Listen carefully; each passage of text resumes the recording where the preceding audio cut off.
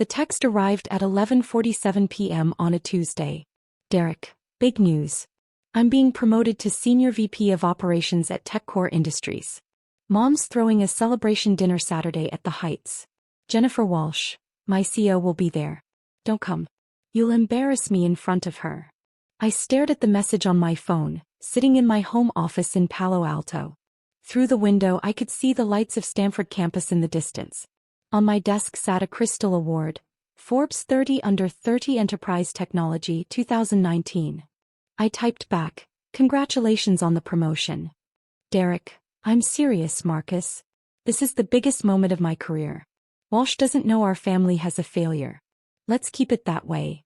I set the phone down and returned to the acquisition proposal on my screen. A Fortune 100 company wanted to buy my cybersecurity firm, DataShield Solutions, for $340 million. My CFO Rachel had sent the revised terms an hour ago. "Rachel, they're at $340 million cash, plus earnout provisions that could push it to $400 million. Your call, but this is a strong offer." I'd built DataShield from my Stanford dorm room 8 years ago. We now secured networks for 47 Fortune 500 companies, employed 280 people, and generated $89 million in annual revenue.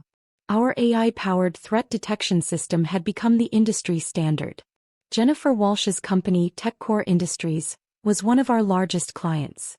They'd been using DataShield's enterprise security platform for 3 years, paying us $4.2 million annually. But my family didn't know any of this. Growing up, Derek was the golden child.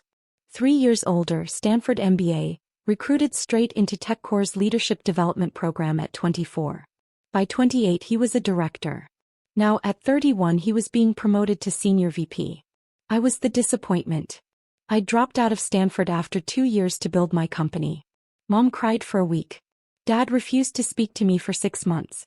Derek told everyone I'd thrown my life away for some tech fantasy. "You're not Steve Jobs, Marcus," he'd said at Thanksgiving 2016. "You're just another dropout who's going to fail." At family dinners they asked Derek about his corner office, his stock options, his meetings with Jennifer Walsh. They asked me when I'd get a real job. I stopped attending most family events in 2019. It was easier than explaining that I was too busy running board meetings, closing contracts, or flying to DC to brief congressional committees on cybersecurity threats. My chosen family became my team. Rachel, my CFO, who'd left Deloitte to join me when we were just 12 people in a WeWork. James, my CTO, who'd been my roommate at Stanford and co-founded DataShield with me. Lisa, our VP of Sales, who'd helped us land our first Fortune 500 client. They knew what I'd built. They knew what it meant. But Jennifer Walsh knew too. She'd been one of our early champions, pushing TechCore's board to sign with DataShield when we were still a startup. We'd had coffee together quarterly for 3 years, discussing security strategy and industry trends. She'd written a recommendation that helped us secure a $50 million Series C funding round. "Your brother works for you?" she'd asked once, seeing Derek Chin on TechCore's employee list during a security audit. "He doesn't know I own the company," I'd said. "We're not close." She'd raised an eyebrow but didn't push. Jennifer Walsh hadn't built a $12 billion company by not understanding complicated family dynamics. On Wednesday Mom called. "Derek told me about his promotion," she said. "We're so proud. He's going to be the youngest Senior VP in TechCore's history." "That's great, Mom. Jennifer Walsh will be at the dinner. Can you imagine? The CEO of a Fortune 500 company at our family event. Derek's made it, Marcus. He really has. I'm happy for him." "We're not inviting you," she continued. Derek was very clear. "He can't have you there looking unsuccessful in front of his CEO. You understand." "I understand. Maybe if you'd stayed in school. If you'd gotten a real job instead of chasing pipe dreams." I let her talk. I'd heard it all before. After she hung up, Rachel messaged me. "Rachel, board meeting moved to Friday. Also, Walsh's office confirmed she's attending TechCore's leadership event Saturday. Should I mention you'll be in the same city?" "Marcus, no need." Thursday brought more family texts. Aunt Linda, family group chat. "So excited for Derek's celebration. A Senior VP at 31. And meeting Jennifer Walsh. Uncle Robert, Derek's going places. Real corporate success. Cousin Amy, Unlike some people who dropped out and disappeared. Derek, thanks everyone. This is what happens when you commit to excellence and don't take shortcuts. I muted the chat and returned to work. We were closing a $8.9 million contract with a pharmaceutical company, negotiating security protocols for their research data. Friday's board meeting ran long.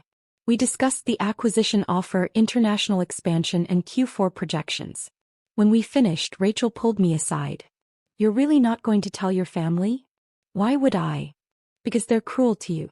Because they think you're a failure. Because walking into that dinner would. Would what? Prove something? I don't need their validation, Rachel. I have a company that works. A team that believes in what we do. That's enough. She studied my face. Is it? I didn't answer. Saturday arrived. The dinner was scheduled for 7 p.m. at the Heights, an exclusive restaurant in San Francisco's financial district. Private dining room, carefully curated guest list, my family's chance to impress Jennifer Walsh. I spent the afternoon in my Palo Alto office reviewing contracts. At 6:15 p.m. my phone rang. Jennifer Walsh. Marcus, I'm so sorry. I just realized your brother's promotion dinner is tonight. I had no idea you were his brother when I accepted the invitation. It's fine, Jennifer. Congratulations to Derek. Will you be there? I wasn't invited. Silence. Marcus. It's complicated. Family stuff. Don't worry about it. I'm worrying about it. This feels wrong. Jennifer, Derek's worked hard for this promotion. He deserves to celebrate. Just, maybe don't mention DataShield. You're protecting him. I'm avoiding drama. She sighed. You're a better person than I am. But Marcus? I'm not going to lie if asked directly. Your company is too important and you've earned the recognition. After we hung up, I sat staring at my computer screen. Then I called James. Want to grab dinner tonight? Can't, man. Actually heading to TechCore's thing. Walsh invited the whole leadership team since we're their security vendor. Wait, isn't that your brother's promotion? Yeah. Oh shit. Does he know you own DataShield? No. This is going to be spectacular. I'm bringing popcorn. At 6:45 p.m., I was still working when Rachel appeared in my office doorway. I laid out your suit. The navy one. And I booked you a car. Rachel. You're going. I've worked for you for 6 years, Marcus. I've watched your family treat you like garbage while you built something incredible. You're going to that dinner. I don't need to prove anything. This isn't about proving anything. It's about not letting them erase you. You exist. What you've built exists. Stop hiding.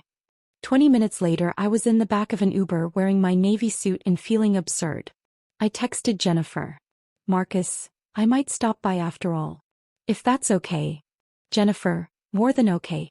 I'll save you a seat. The Heights occupied the top floor of a glass tower overlooking the bay. I arrived at 7:23 p.m. Through the windows of the private dining room I could see my family. Mom in her best dress. Dad looking proud. Derek at the head of the table gesturing animatedly. And Jennifer Walsh listening politely, wine glass in hand. I stood in the hallway watching. I could still leave. I could go home, finish reviewing the acquisition terms, pretend this dinner wasn't happening. My phone buzzed. James, with photo of the dining room, your brother just told Jennifer Walsh about his vision for corporate success. She's trying not to laugh. Get in here. I walked to the entrance. The maitre d' checked his list. Name. Marcus Chen. I'm Derek Chen's brother. He frowned. I'm sorry, sir. You're not on the list. I know. But Jennifer Walsh invited me. He glanced toward the dining room, uncertain. Before he could respond, Jennifer appeared in the doorway. She must have seen me from her seat. Marcus. You made it. She crossed the hall and hugged me. Come in, please. The maitre d' stepped aside. As we entered the private dining room, conversations died. Mom's fork stopped halfway to her mouth. Dad's eyes widened. Derek, mid-sentence in some story, went silent. Everyone, Jennifer said warmly, I hope you don't mind, but I invited Marcus to join us. He's an old friend. Derek found his voice first. Marcus? What are you doing here? I told you not to come. Jennifer invited me, I said quietly. Jennifer doesn't. Derek turned to his CO. I'm sorry, Ms. Walsh. My brother wasn't on the list for a reason. He's not really part of the corporate world. I didn't want him to feel out of place. Derek, Jennifer interrupted gently. Marcus and I have known each other for years. You what? Mom stood up. I'm so sorry, Ms. Walsh. Marcus should have explained that he wasn't invited. He dropped out of Stanford years ago. He doesn't understand professional environments. I stayed silent, watching Jennifer's expression shift from polite to something colder. He dropped out of Stanford? Jennifer repeated. To chase some tech startup fantasy, Dad added. Never amounted to anything. We're embarrassed, honestly. Derek's the successful one. That's why we didn't want Marcus here tonight. I see, Jennifer said. Marcus, why don't you sit here? She gestured to an empty seat beside her at the head of the table, directly across from Derek. Jennifer, really, Derek said. You don't need to be polite. Marcus can leave. This is my promotion dinner. Oh, I'm not being polite. Jennifer's voice had an edge now. Marcus, please sit down. I sat. The room felt frozen. Aunt Linda leaned toward Mom, whispering just loud enough to hear. Why is the CEO being so nice to him? This is awkward. Derek tried to recover. So Ms. Walsh, as I was saying about TechCore's Q4 strategy. Actually, Derek, I'm curious about something. Jennifer turned to me. Marcus, how's DataShield doing? I haven't had a chance to ask. The room went silent. DataShield? Mom asked. What's that? Marcus's company, Jennifer said casually. DataShield Solutions. We've been using their cybersecurity platform for 3 years. They're one of our most critical vendors.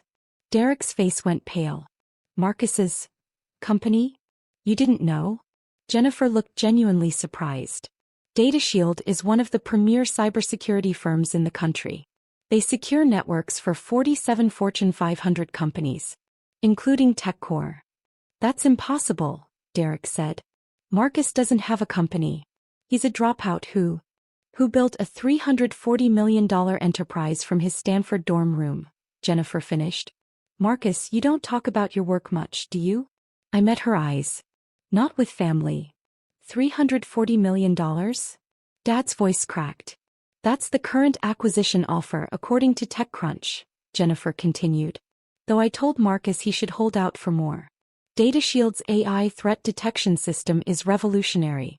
We pay them $4.2 million annually and it's worth every penny.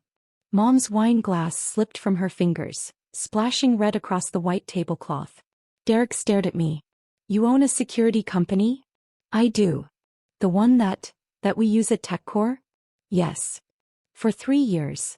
Yes. His face cycled through emotions, confusion, disbelief, horror. We've been paying you millions? TechCore has been paying my company millions for security services, I corrected. Yes. Aunt Linda spoke up.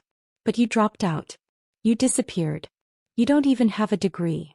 I don't need a degree, I said quietly.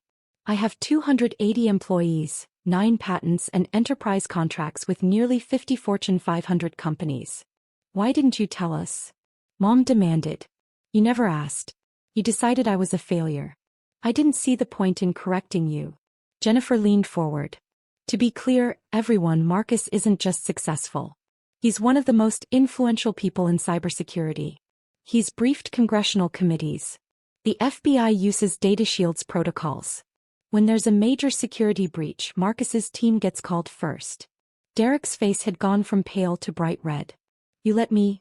All these years I've been talking about my career while I built a company, I finished. Yes. But you look so normal.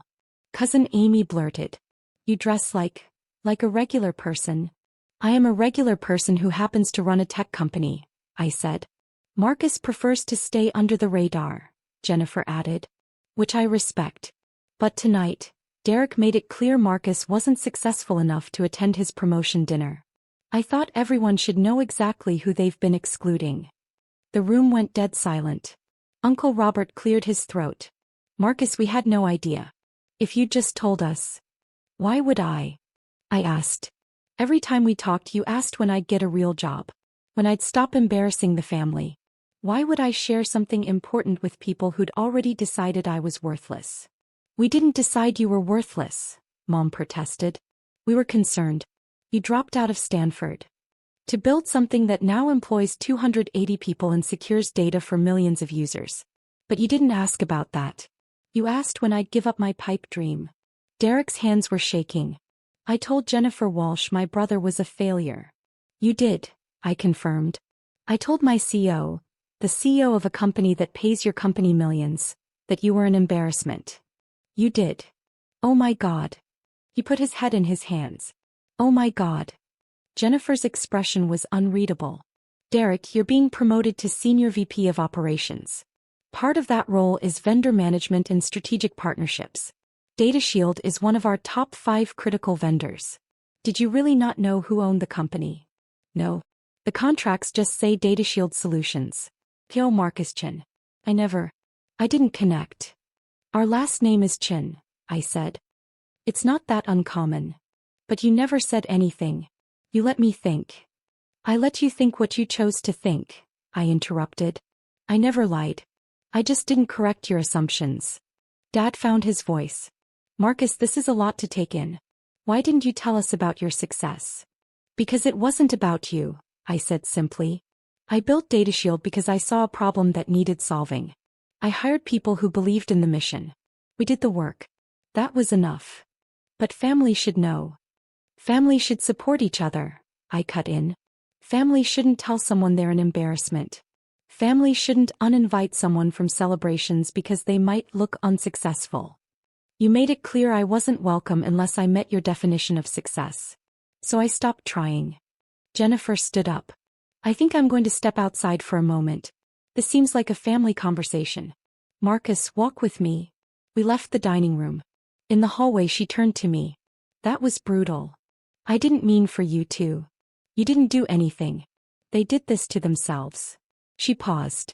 For what it's worth, you handled that with more grace than I would have. I'd have brought printouts of your Forbes profile and thrown them on the table. I laughed despite myself. That's why you're a CEO and I prefer staying behind the scenes. You're a CEO too, Marcus.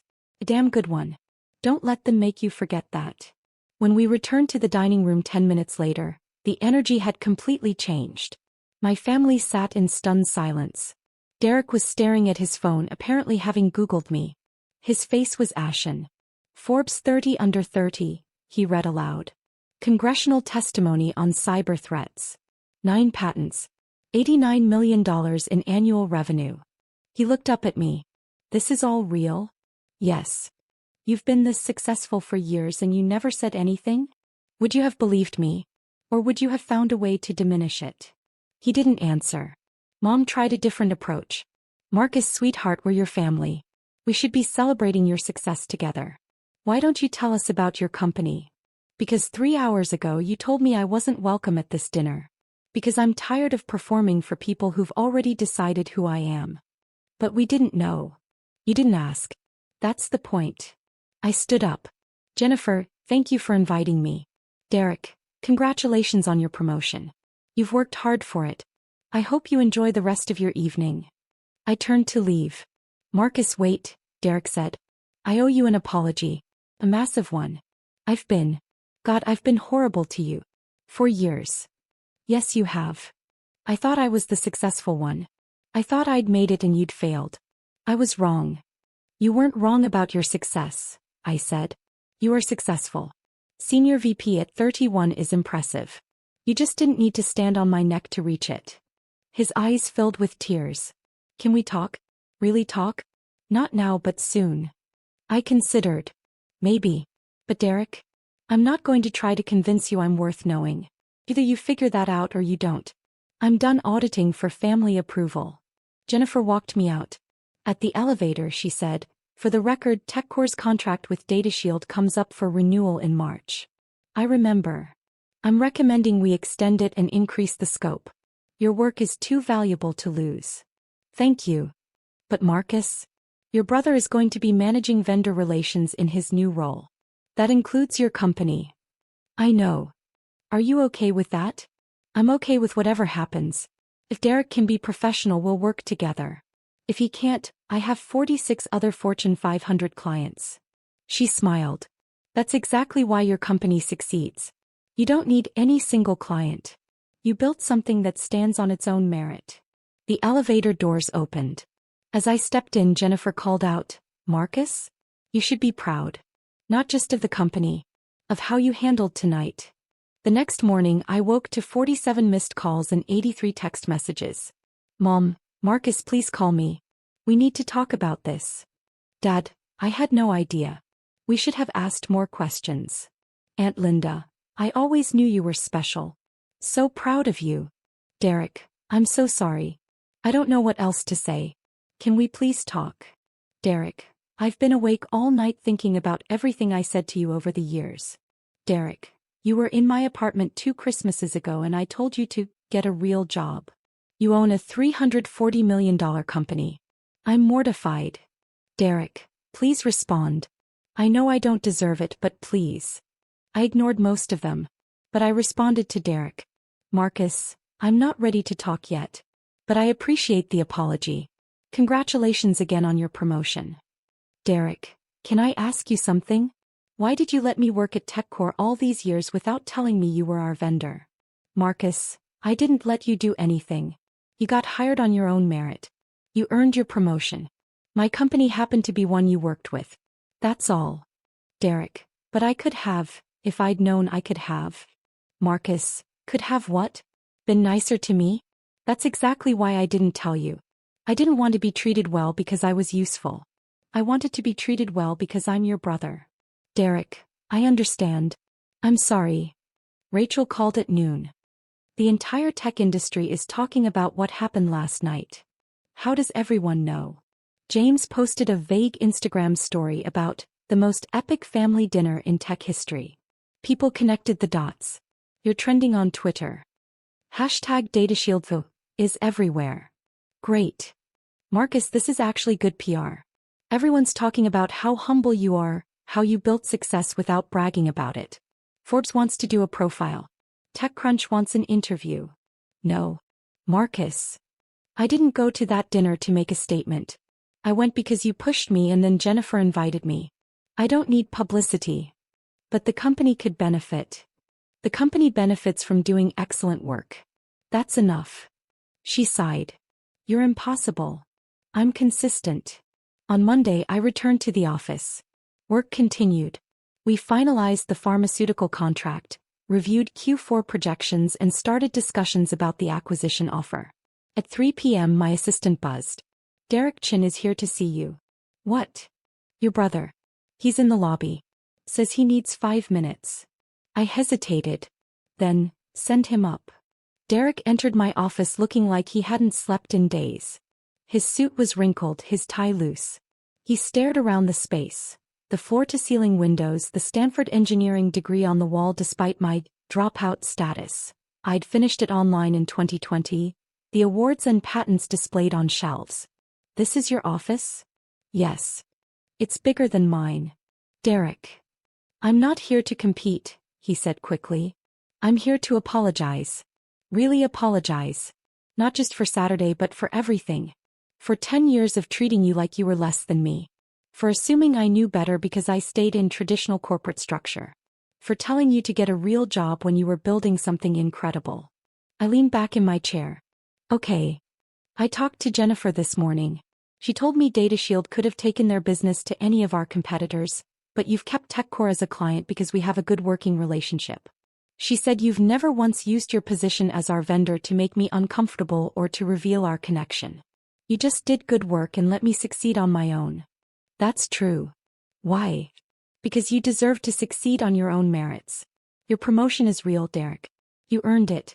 I didn't want to take that from you." His eyes welled up. "I told you to stay home because you'd embarrass me.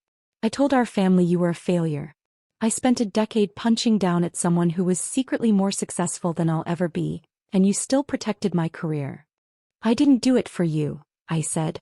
"I did it because I'm not interested in revenge or one-upmanship. I built something I'm proud of.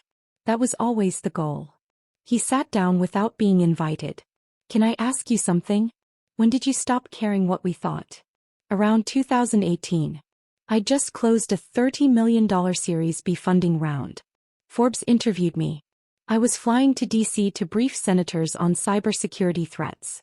And I came home for Thanksgiving and Dad asked if I'd finally given up on the computer stuff and considered law school. I shrugged. That's when I realized you weren't ever going to see me. You were going to see your idea of me no matter what I accomplished. So you just let us think you were a failure? I stopped trying to convince you otherwise. There's a difference. Derek was quiet for a long moment. I want to do better. I know I don't deserve another chance, but I want to try. Can we start over? I don't know if we can start over, I said honestly. Too much has happened. But maybe we can start fresh. If you're willing to see me as I actually am, not as who you assumed I was. I am. I swear I am. Then we can try. He stood up, relieved. At the door he paused. Marcus? For what it's worth, I'm genuinely impressed by what you've built. Not just the money or the success, but the mission. DataShield matters. It protects people. That's bigger than anything I'm doing.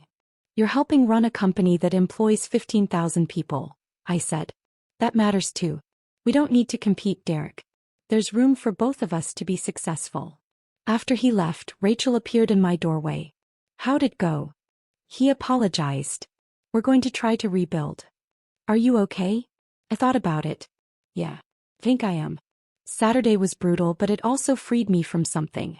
I don't owe them my success story anymore. I don't owe them proof.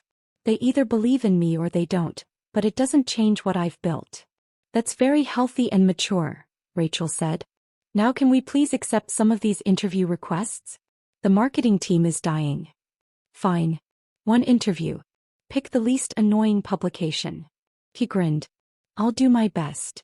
3 months later, TechCore renewed their DataShield contract with a 40% increase in scope. Derek managed the relationship professionally.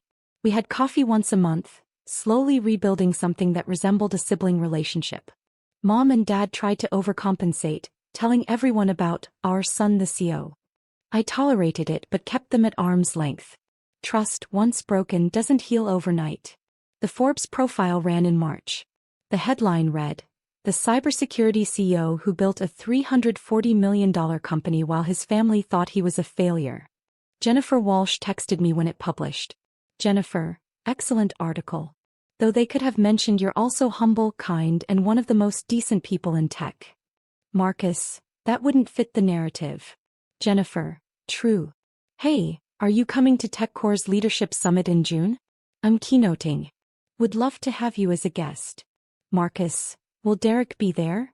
Jennifer, yes. But Marcus? He's not the same person who told you to stay home. People can grow. Marcus, I'll think about it. Jennifer, that's all I ask. I did attend the summit. I sat in the front row while Derek presented on operational excellence. He was good at his job. He'd earned his success. Afterward, he found me in the lobby. Thanks for coming. You did well up there. I kept thinking about what you said. About how there's room for both of us to be successful. I'm trying to remember that. Good. We stood there awkwardly for a moment. Then Derek said, I told some of my team about you. About DataShield. About what you've built. Not to brag or claim reflected glory, just to, I don't know, acknowledge that my brother is someone worth knowing. Thank you. Want to grab dinner? Not a family thing. Just us. I'll buy, since apparently I work for a company that pays your company millions. I laughed. Sure. Why not? As we walked out of the hotel, Derek said, Can I ask you something? Do you ever regret dropping out of Stanford? Taking the harder path? No, I said. I built exactly what I wanted to build. I did it my way with people I trusted. I have zero regrets. Even about us. About the family stuff. I considered. I regret that it took 10 years and a public confrontation for you to see me. But I don't regret protecting myself. I don't regret building something that didn't require your validation to exist. That's fair. We walked in silence for a bit. Then Derek said, I'm genuinely proud of you. I should have said that years ago. I'm saying it now. I appreciate that. Do you think we'll be okay? Eventually. I think we're figuring it out, I said. That's enough for now. And it was.